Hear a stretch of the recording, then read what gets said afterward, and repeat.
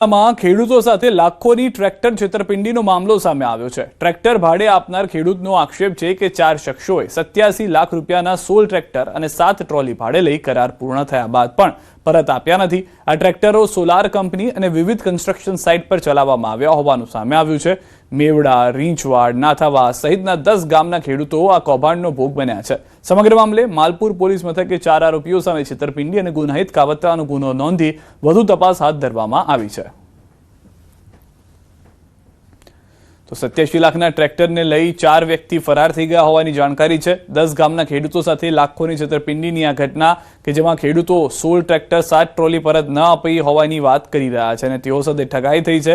આરોપીઓ સોલાર કંપનીના નામે ટ્રેક્ટર લઈ ગયા હતા, પછી આરોપીઓ ફરાર થઈ ગયા છે। બસ એકબીજાને અમે સંપર્કમાં લીધા કે ભાઈ આપણે ટ્રેક્ટરો ગમે તે રીતે પાછો લાવવો પડે, આ લોકોને કંઈક ફ્રોડ કરે એવું લાગે છે। સોલરના નામે ટ્રેક્ટર લઈ જશે અને ટ્રેક્ટર પણ બતાવતા નથી। અમે સોલર જગ્યાએ અમે તપાસ કરી તો પણ એ લોકોને ત્યાં તપાસ કરી તો પણ એક બે જ ટ્રેક્ટર ફરશે, બીજો કોઈ બાકીનો કોઈ ટ્રેક્ટર તો લેતા નહીં। તો આપણો ટ્રેક્ટર કંઈક સગે વગે કરે એમ અમને શંકાસ્પદ ગયો, બરાબર। એટલા માટે અમે આ ખેડૂતો બધા ભેગા થઈ માલપુરા પીએસઆઈ સાહેબને અમે જાણ કરી। પ્રવીણભાઈ કનકાભાઈના જોડે વાત થઈ કે ભાઈ આ ટ્રેક્ટર લઈશ, આ બધા આપીશું, તમારે આપવું છે। એટલે પછી મેં એમને ટ્રેક્ટર આપવાની હા પાડી અને ટ્રેક્ટર આપવાની હા પાડતા મારા જોડે સ્ટેમ્પ કરાયા અને 1 મહિનાનું મને ભાડા પેટી એડવાન્સ આપ્યા હતા, બીજા આપીશું એમ કહી અને ટ્રેક્ટર મારું લઈ ગયેલા છે, પણ આજ દિન સુધી લોકોનો કોઈ પત્તો મળતો નથી। અમદાવાદમાં રાષ્ટ્રવ્યાપી સાયબર છેતરપિંડીના રેકેટનો પર્દાફાશ। વસ્ત્રાલમાંથી સીઆઈડી ક્રાઇમ અને સાયબર સેન્ટર ઓફ એક્સેલન્સે સેક્સ પાવર એન્હાન્સર જેવી દવાના નામે ચાલતી ઠગાઈનો પર્દાફાશ કર્યો છે। સોશિયલ મીડિયા પર આકર્ષક જાહેરાતો દ્વારા લોકોને ફસાવી લાખો રૂપિયાની ઠગાઈ કરવામાં આવતી। તપાસમાં એવો ખુલાસો થયો છે કે દવા વેચ્યા બાદ પીડિતોને પ્રતિબંધિત દવા હોવાનું કહી પોલીસ અધિકારી બની ધમકી આપતા પછી 2000 થી લઈ અને 1 લાખ રૂપિયા સુધીની ઉઘરાણી કરવામાં આવતી।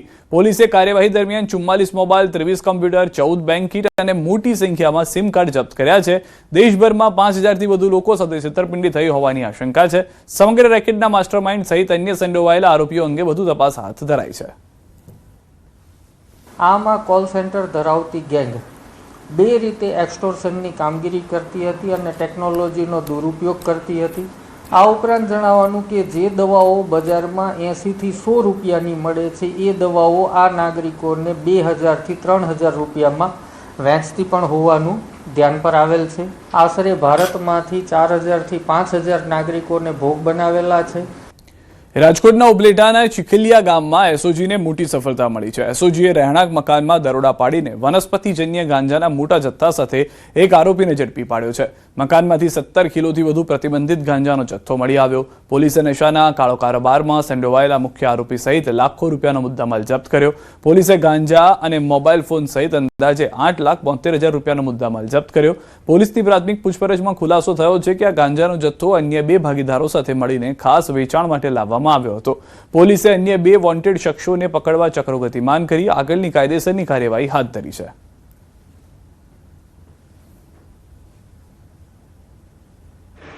તેના રહેણાંક મકાન ઉપર દરોડો પાડવામાં આવ્યો હતો અને દરોડો દરમિયાન આરોપીની કબજામાંથી કુલ 17 kgs 352 ગ્રામ ગાંજો જેની અંદાજિત કિંમત ₹8,70,000 જેટલી થાય છે એ જપ્ત કરવામાં આવ્યું છે અને ઉપરાંત એક મોબાઈલ ફોન પણ મળ્યો છે અને મુખ્ય આરોપીની ધરપકડ કરવામાં આવી છે। પ્રાથમિક તપાસ દરમિયાન આ ગુનામાં અન્ય 2 આરોપીઓ સામે આવે છે।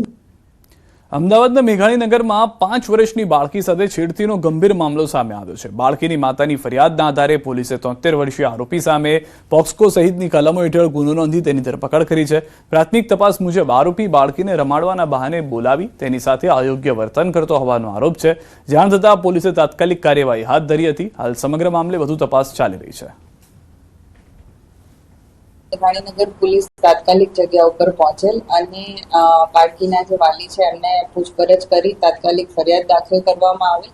બાળકી સાથે જે એમના પડોશમાં રહેતા પડોશી છે તેમના દ્વારા તેને શારીરિક અડપલા કરવામાં આવે અને જેની ફરિયાદ બાળકીએ તેમની માતા તથા ફોઈને કરી, જે આધારે મેઘાણીનગર પોલીસ સ્ટેશનમાં પોક્સો એક્ટ હેઠળ દાખલ કરવામાં આવી છે। નર્મદાથી સમાચાર. રાજપીપળા એપીએમસીની ચૂંટણી અચાનક મુલતવી. છેલ્લી ઘડીએ ચૂંટણી મુલતવી રહેતા રાજકીય અટકળો. જિલ્લા રજિસ્ટ્રાર બીમાર હોવાનું કારણ બતાવ્યું. ચૂંટણીમાં એપીએમસીના 16 પૈકી 12 સભ્યો પણ હાજર રહ્યા હતા, જ્યારે 4 સભ્યો ગેરહાજર રહ્યા હતા. નવા પ્રમુખ માટે મેન્ડેટ પણ ન આવતા રાજકીય અટકળો તેજ થઈ છે. આપણી જે એપીએમસીના પ્રમુખશ્રીની ચૂંટણી હતી એ આપણા ચૂંટણી અધિકારી બીમાર થવાના કારણે બંધ રાખી છે. આમ અમારું બોર્ડ 16 સભ્યોનું છે, એમાં એક સભ્ય અમારો વિદેશ છે, 15 સભ્યોનું બોર્ડ છે. એમાંથી મેન્ડેટ આવે એને ચૂંટણી પ્રમુખ બનવાનું હતું. કે સમગ્ર ગુજરાતની અંદર તમામ આ એપીએમસીઓનું ઇલેક્શન થઈ રહ્યું છે, તો અમારી અપેક્ષા એવી હતી કે આજે અમારું ઇલેક્શન થઈ જવું જોઈતું હતું. તો બધા ડિરેક્ટરોને ખ્યાલ આવી જતું ને જેને બનવું છે, જેની ભરણી થતી સરકાર જેને આપતી એ અમે બધા સંમત હતા. અને સમાચારમાં હવે વાત ચાંદીપુરા વાયરસની.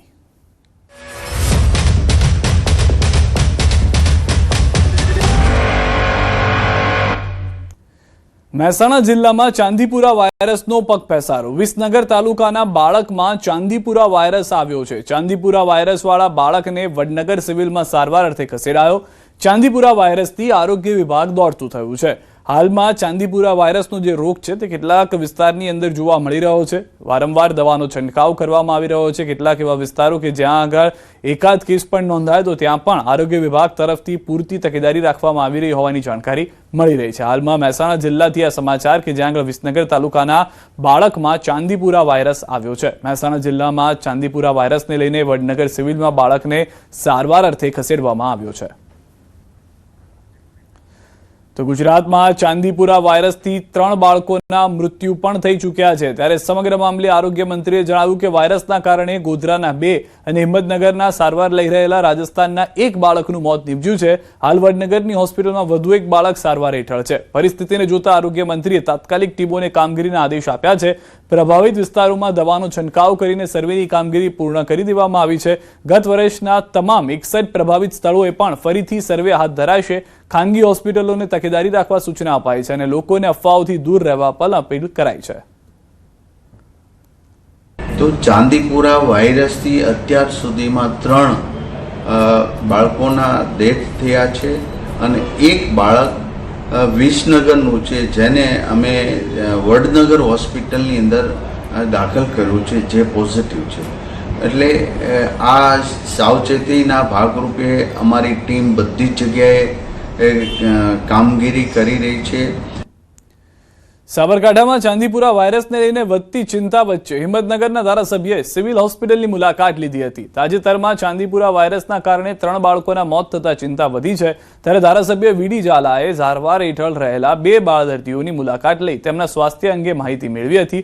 ત્યારબાદ ધારાસભ્યએ આરએમઓ, મેડિકલ ઓફિસર અને તબીબી સ્ટાફ સાથે બેઠક કરી સારવાર, દવાઓની ઉપલબ્ધતા અને દર્દીઓને આપવામાં આવતી સુવિધાઓની સમીક્ષા કરી હતી. તેમણે હોસ્પિટલ પરિસર સહિત તમામ સ્થળોએ સ્વેચ્છાએ સ્વચ્છતા જાળવવા પર ભાર મૂક્યો અને લોકોને ગભરાવાને બદલે આરોગ્ય વિભાગની માર્ગદર્શિકાનું પાલન કરવાની અપીલ કરી હતી. અને તાત્કાલિક મહેનત કરીને સંપૂર્ણ સ્ટાફ આ રોગને કાબૂમાં લેશે અને વધુ એનો ફેલાવો ન થાય અને કોઈ બાળકોનું નવેસરથી ડેથ ન થાય એની પૂરી કાળજી સ્ટાફ લઈ રહ્યો છે અને લેશે. અને ખરેખર આવા જે રોગ છે એ રોગ માટે આપણે નાગરિકો તરીકે અથવા તો વાલીઓ તરીકે પણ આપણી જવાબદારી છે કે સ્વચ્છતા આપણે પૂરી જાળવીએ. સાબરકાંઠા અને હિંમતનગર સિવિલ હોસ્પિટલમાં ચાંદીપુરા વાયરસના કેસોને લઈને ચિંતા વધી છે. તાજેતરમાં ચાંદીપુરા વાયરસના કારણે 4 બાળકોના મોત થયા છે, જેને લઈને હવે તંત્ર પણ હરકતમાં આવ્યું છે અને ફોગિંગ તપાસના દોર પણ શરૂ થઈ ગયા છે. મહત્વનું છે કે જિલ્લામાં 26 તારીખથી અત્યાર સુધી 7 શંકાસ્પદ ચાંદીપુરા વાયરસના કેસ દાખલ થયા હતા. જે જગ્યાએ કેસ સામે આવ્યા હતા ત્યાં 10 લોકોની ટીમ મોકલાઈ છે, તો અન્ય જગ્યાએ પણ 10 લોકોની ટીમો દ્વારા સર્વેલન્સ હાથ ધરાયું છે. ખાસ ચાંદીપુરા વાયરસ મુખ્યત્વે સેન્ડ ફ્લાય નામના કીટકના કરડવાથી ફેલાતો અત્યંત જીવલેણ વાયરસ છે, જે ખાસ કરીને 15 વર્ષની નાની ઉંમરના બાળકોને વધુ પ્રભાવિત કરે છે. આ વાયરસથી બાળકોને અચાનક ભારે તાવ આવવો, માથું દુખવું, ઉલટી ઝાડા થવા, બેભાન થઈ જવું જેવા લક્ષણો જોવા મળે છે, જે મુખ્યત્વે કાચા ઘરો, લીપણવાળી દિવાલો અને તિરાડોમાં રહે છે. આ વાયરસના મેઇન સિમ્ટમ્સ પહેલાં તાવ આવે છે, માથામાં દુખાવો થાય, કન્વલ્ઝન આવે, આ બધા શોર્ટ પીરિયડ ઓફ ટાઈમમાં આવે અને આ બધા સિમ્ટમ્સ જણાય તો હોસ્પિટલમાં તરત જ સંપર્ક કરવો. એડમિટ કરેલા પેશન્ટની ટ્રીટમેન્ટ અત્યારે ચાલુ છે. અત્યાર સુધીમાં 7 દર્દીઓ ચાંદીપુરા વાયરસના સસ્પેક્ટેડમાં દાખલ કરવામાં આવેલા છે, જેમાં એક પોઝિટિવ આવેલું એનું મૃત્યુ થયું છે, બીજો એક રિપોર્ટ નેગેટિવ હતો એનું પણ મૃત્યુ થયું છે અને એક મૃત્યુ થયેલું છે એનો રિપોર્ટ બાકી છે. એટલે કુલ 3 પેશન્ટના મૃત્યુ થયેલા છે. એક પેશન્ટ ડૉક્ટરની સલાહ વિરુદ્ધ પોતાની જાતે ઘરે જતું રહેલું છે અને એક પેશન્ટ સારું થઈને ઘરે જતું રહેલું છે. જે કાચા ઘર છે એને મેં આપણે વાત કરી એમ કાચા ઘરમાં આ મેઇન ટ્રાઇબલ એરિયાનો રોગચાળો છે, તો કાચા ઘરમાં જે લીપણવાળો એમાં સેન્ડ ફ્લાયથી થતો જ છે, એના લીધે કાચા જે કોન્ક્રીટથી દિવાલ અથવા લીપણથી કરી દેવું જોઈએ. રાજકોટથી સમાચાર. રૈયા રોડ વિસ્તારમાં બબાલ થઈ છે. મનપાના કર્મચારીઓ અને સ્થાનિકોનો વચ્ચે બોલાચાલી થઈ છે. કનૈયા ચોક ખાતે બોર્ડ હટાવવા બાબતે બબાલ થઈ છે. મનપાએ રોડની વચ્ચોવચ્ચ લગાવેલું બોર્ડ હટાવતા મામલો બીચક્યો હતો. મનપાની દબાણ હટાવ શાખા અને સ્થાનિકો વચ્ચે ઉગ્ર બોલાચાલી થઈ. હિન્દુ ધર્મના લોકોની લાગણી દુભાય તે પ્રકારની કામગીરી કરાતા હોવાનો સ્થાનિકોએ આક્ષેપ લગાવ્યો છે. તો દ્રશ્યોમાં પણ આપ જોઈ રહ્યા છો, સામે જે રજૂઆત કરવામાં આવી હતી તેમાં અધિકારીઓ અને જે સ્થાનિકો હતા તેઓ નારાજ થઈ ગયા. અધિકારીઓ જે રીતની કાર્યવાહી કરી રહ્યા હતા તેનાથી સ્થાનિક લોકોનું કહેવું હતું કે હિન્દુ સમાજ પ્રમાણે લોકોની લાગણી દુભાય તે પ્રમાણેની કાર્યવાહી કરવામાં આવી રહી છે. છોટાઉદેપુરના નસવાડી ગ્રામ પંચાયત ખાતે જન વિકાસ કાર્યક્રમ યોજાયો. કાર્યક્રમમાં સમયને લઈને થયેલી ગેરસમજથી અરજદારોમાં ભારે હાલાકીનો સામનો કરવો પડ્યો. સવારે 10 વાગ્યાની સમય જાહેર કરાતા મોટી સંખ્યામાં ગ્રામજનો સમયસર પહોંચ્યા, પરંતુ મામલતદાર મોડા પહોંચતા લોકોને લાંબા સમય સુધી રાહ જોવી પડી. અમુક વાર કેવું કે સાહેબ આવી જાય છે થોડી પબ્લિક આગે પછી ટાઈમે થાય એટલા માટે અમે કલાક વહેલો લખ્યો હતો. બીજો કોઈ ઇસ્યુ છે નથી એટલા માટે કે અમે લોકો ટાઈમ 10 વાગે મૂક્યો હતો કે કલાક આવીને થોડા વહેલા બેસે, બીજું કંઈ છે નથી ઇસ્યુ. 10 વાગ્યાનો સમય લખેલો હતો, પણ જે જવાબદારી અધિકારી હતા તે 11:30 વાગે નસવાડી જૂથ ગ્રામ પંચાયતમાં આવ્યા. ત્યારબાદ પ્રજાની રજૂઆત સાંભળી છે, તમામે રજૂઆત કરેલી છે અને નસવાડીની અંદર પાણીની, લાઇટની, ગટરની અને વરસાદી પાણીના નિકાસની ઘણી બધી સમસ્યાઓ રહેલી છે. તે તમામ સમસ્યાઓ હાલના ઉપસ્થિત પ્રતિનિધિ મામલતદારશ્રીએ લિખિતમાં લીધેલી છે. નસવાડી નગરજનો વતી માગણી છે કે જેટલા પણ પ્રશ્નો લિખિતમાં લીધેલા છે તે તમામ પ્રશ્નોનો નિકાલ આવે એવી અમારી માગણી છે. હવે પંચાયત એમને કદાચ વહેલો સમય આપ્યો હોય તો એ વચ્ચે પંચાયત સરપંચશ્રી તમને જે કંઈ હશે એ માહિતી આપી શકશે. બાકી હું મારા નિર્ધારિત સમયે ત્યાં હાજર જ હતો. લોકોના પ્રશ્નોને અમે સાંભળ્યા છે, એમની રજૂઆતો નોંધી છે અને જે કંઈ રજૂઆતો અમારે ઉપર મોકલવાની છે નિયત નમૂનામાં એ આજે અમે માનનીય કલેક્ટર સાહેબને મોકલી આપી. પલ્સ કંપનીના રોકાણકારોના નાણાં પરત મળવાના મેસેજ વાયરલ થતા રોકાણકારો દોડ્યા. મોટી સંખ્યામાં રોકાણકારો કંપનીની ઓફિસે પહોંચ્યા હતા. કંપનીમાં બોલાવીને રોકાણકારો પાસેથી ફોર્મ અને ચા પાણીના નામે ઉઘરાણીના આક્ષેપ, 250 રૂપિયા ઉઘરાવ્યા હોવાનો આક્ષેપ. કંપનીના એજન્ટોએ કહ્યું માત્ર ચા પાણીના નામે 10 રૂપિયા લેવાયા. હાલ માત્ર રોકાણકારોના સર્ટિફિકેટ અપડેટ કરવાની કામગીરી કરાઈ રહી છે. જોકે કંપનીના કોઈ સત્તાવાર અધિકારી કે કર્મચારી સ્થળ પર હાજર જોવા ન મળતા અનેક સવાલ ઉઠ્યા. પલ્સ કંપનીમાં બનાસકાંઠાના અનેક લોકોના ફસાયેલા છે નાણાં. મેં અઠવાડિયાથી ઓબ્ઝર્વ કરી અહીંયા ઓફિસ ચાલુ છે ત્રીજા માળે તે બધા આવે છે. હું જોઉં મારા 40 ખાતા હજુ સુધી કોઈને રૂપિયો આવ્યો નથી એવું મને જોડ કરી નથી કોઈએ કે મારે ખાતામાં પૈસા આવ્યા એવું મને કોઈ કીધું નથી. 26 પેમેન્ટ અધૂરા આપતા હોય તમામ લોકોનું પેમેન્ટ આવી ગયું છે. જેનું બેંકમાં કે કોઈ બેંક એકાઉન્ટમાં કોઈ નોમમાં લોચા લાગતી હોય એવા લોકોનું પેમેન્ટ આવ્યો નથી. તો હાલમાં જે દ્રશ્યો જોઈ રહ્યા છો આપ તેમાં સ્પષ્ટ છે કે એજન્ટ તરફથી દાવા કરવામાં આવી રહ્યા છે, પરંતુ જે લોકોએ રોકાણ કર્યું છે તેઓનું સ્પષ્ટ કહેવું છે કે એક પણ રૂપિયો ખાતામાં આવ્યો નથી. શિક્ષણ વિભાગની મહત્વપૂર્ણ બેઠક યોજાઈ હતી. બેઠકમાં કન્યા કેળવણી, શાળા પ્રવેશોત્સવ અને ડ્રોપઆઉટ રેશિયો જેવા મહત્વના મુદ્દાઓની સમીક્ષા કરવામાં આવી. ઉપરાંત ભારત સરકાર દ્વારા ગુજરાતના શિક્ષણના મૂલ્યાંકન અંગે પણ ચર્ચા થઈ હતી. વર્ષ 2030 સુધી નવી શિક્ષણ નીતિ અનુસાર ડ્રોપઆઉટ રેશિયો ઘટાડવા અને શાળા છોડી ચૂકેલા બાળકોને ફરી શિક્ષણ સાથે જોડવા માટે વિશેષ આયોજન પર ભાર મુકાયો. આ અભિયાનમાં સ્કૂલ મેનેજમેન્ટ કમિટીની ટીમ સક્રિય ભૂમિકા ભજવશે. શાળા પ્રવેશોત્સવ પછી જે બાળકો એનરોલ થયા છે અને જે ગત વર્ષના બાળકો છે એ શિક્ષણ ચાલુ રાખે.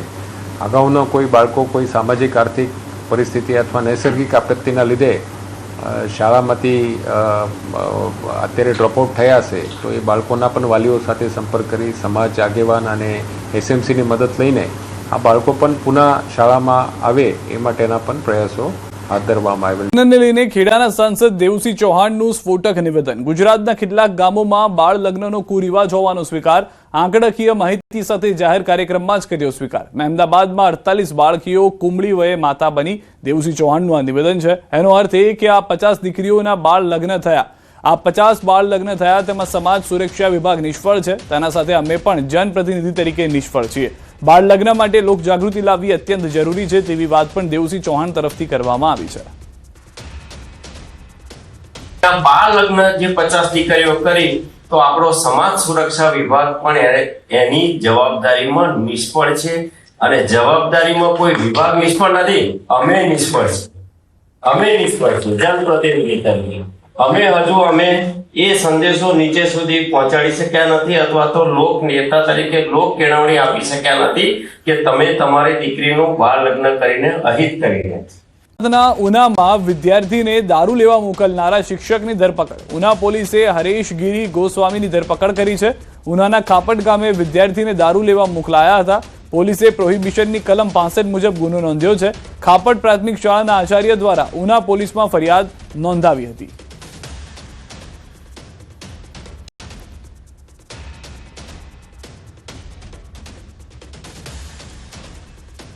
ઉનાથી સમાચાર. વિદ્યાર્થી પાસે દારૂ મંગાવવા મામલે ખાપટ ગામની શાળાના શિક્ષકને કરાયો છે ફરજ મુક્ત. શિક્ષક હરેશ ગોસ્વામીને ફરજ મુક્ત કરવામાં આવ્યો છે. મીડિયામાં અહેવાલો પ્રસારિત થતા શિક્ષણ વિભાગે કરી છે કાર્યવાહી. જિલ્લા પ્રાથમિક શિક્ષણ અધિકારીએ શિક્ષકને ફરજ મુક્ત કર્યો છે. શિક્ષણ મંત્રી પ્રદ્યુમન વાજાનું નિવેદન. શાળામાં આવું કૃત્ય બિલકુલ સાંખી ન લેવાય. દારૂ મંગાવનાર શિક્ષક સામે પોલીસ કેસ પણ કરાયો. શિક્ષકની પોલીસે કરી અટકાયત.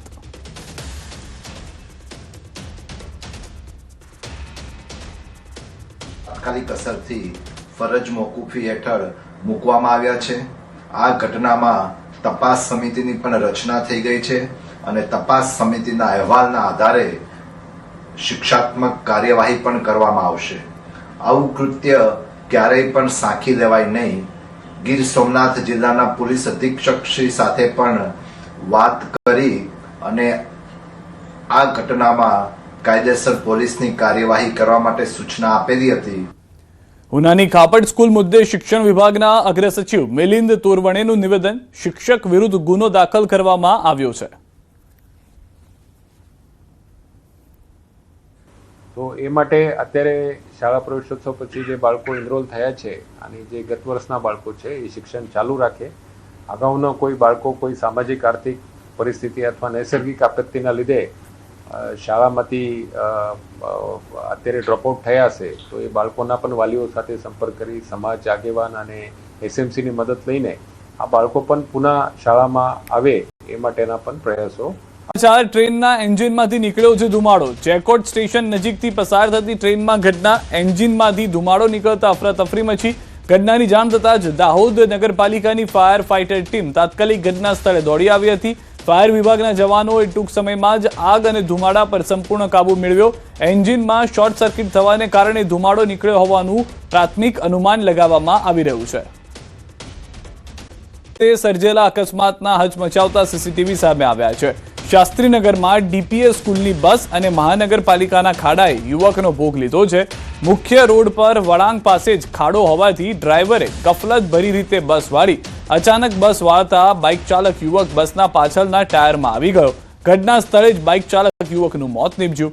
ઘટના બન્યા બાદ સ્કૂલ બસનો ડ્રાઈવર બસ મૂકીને ફરાર થઈ ગયો. પોલીસે સીસીટીવી ફૂટેજના આધારે વધુ તપાસ હાથ ધરી છે. હાલના જે દ્રશ્યો છે તેમાં સ્પષ્ટ જોવા મળી રહ્યું છે કે જે બસ ચાલક છે તે બસને ટર્ન કરે છે. પાછળથી આવતો બાઇક ચાલક કે જે અચાનક બસ ટર્ન થવાને કારણે બાઇકને અથવા એના ટુ વ્હીલરને બ્રેક મારે છે અને સીધો જ બાઇક જે છે તે તેની સાથે બસના પાછળના ટાયરમાં જઈને અથડાય છે. આ દરમિયાન ઘટના સ્થળ ઉપર જ બાઇક ચાલકના મૃત્યુના સમાચાર મળી રહ્યા છે. જ્યારે બસ ચાલક જે છે તે બસ મૂકીને ત્યાંથી ફરાર થઈ ગયો હતો. સમગ્ર ઘટના સીસીટીવીની અંદર કેદ થઈ છે. બે મુખ્ય વિલન, એક બસ ડ્રાઈવર અને બીજો આઈએમસીનો ખાડો કે જેના કારણે એક સામાન્ય વ્યક્તિને એક બાઇક ચાલકને જીવ ખોવાનો વારો આવ્યો છે.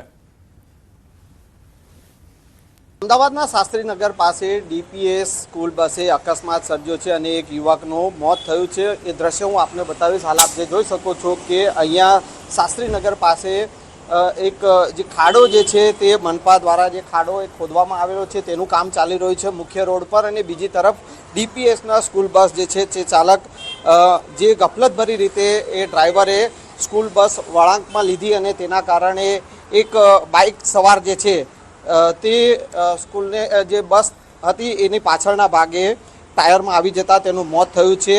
ઘટના બન્યા બાદ ડીપીએસ સ્કૂલના બસનો ડ્રાઈવર છે તે ફરાર થઈ ગયો છે અને હાલ સમગ્ર મામલે ટ્રાફિક પોલીસ જે છે તે તપાસ હાથ ધરી છે.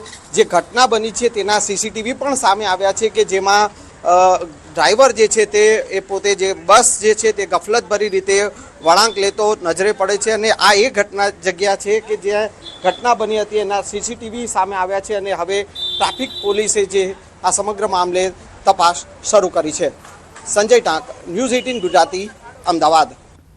તો દ્રશ્યો જે છે સ્પષ્ટ કરી રહ્યા છે કે કઈ રીતે આખી દુર્ઘટના જે છે થઈ છે. સૌથી વધારે મહત્વની વાત અહીંયા આગળ એ છે કે બસ ચાલક પણ ઝડપથી ચલાવી રહ્યો હતો બસ, બીજી તરફ અચાનક વળાંક લેવાને કારણે પાછળથી જે બાઇક ચાલક આવી રહ્યો હતો તેને પણ ખ્યાલ ન રહ્યો કે બસ આગળ જઈને વળાંક લેશે.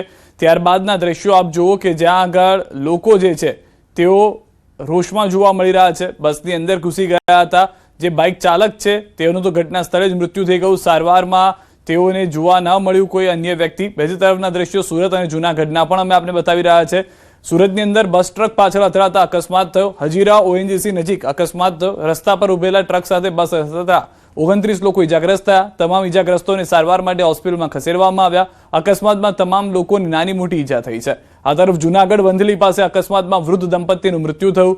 ગાદોઈ ટોલ નાકા નજીક બની છે ઘટના. બાઇક અને કાર વચ્ચે અકસ્માત થયો. ટીનમસના પતિ પત્નીનું મોત થયું છે.